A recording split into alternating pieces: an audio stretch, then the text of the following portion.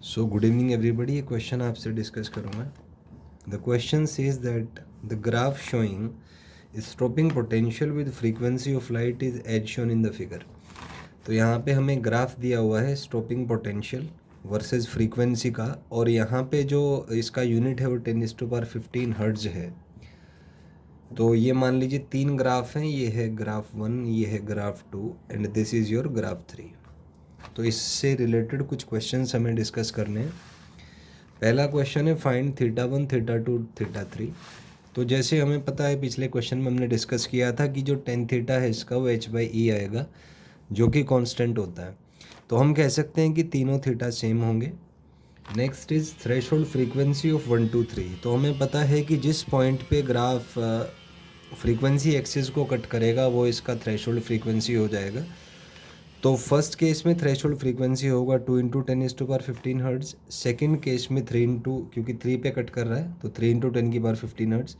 यहाँ पे क्योंकि यूनिट साइज 10⁻15 है तो इसलिए मैंने इसको यहाँ पे 10⁻15 से मल्टीप्लाई किया। सिमिलरली थर्ड के लिए ये हो जाएगा 4 × 10⁻15 hertz. Next question is work function of the metals. तो हमें पता है कि वर्क फंक्शन जो है वो h/μ0 से आप कैलकुलेट कर सकते हैं। तो कैलकुलेशंस के बाद आप सॉल्व करेंगे तो ये आपका आंसर आ जाएगा यहाँ से। तो θ1, φ02 और φ03 यहाँ से आप कैलकुलेट कर सकते हैं। अगला है थ्रेशोल्ड वेवलेंथ। तो हमें पता है λ = c/ फ्रीक्वेंसी। तो यहाँ पे अगर आप वैल्यूज़ रखेंगे तो वैल्यूज़ कैलकुलेट करके आपके थ्रेशोल्ड वेवलेंथ यहाँ से निकल आएंगे।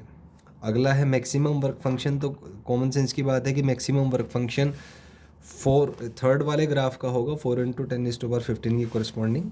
तो 4 × 10⁻15 करके यहाँ से वर्क फंक्शन आप निकाल सकते हैं।